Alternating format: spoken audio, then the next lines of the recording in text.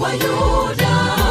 Alipokufa nabii wa Mungu alimwona Bwana vyema, naye ameketi pake patakatifu, na pindo za vazi lake zimelijaza hekalu lote. Alipata mtazamo tofauti mwaka ule aliyowagauzia, akakutana na Bwana upya, na mawazo yake kuhusu Mungu yakabadilika.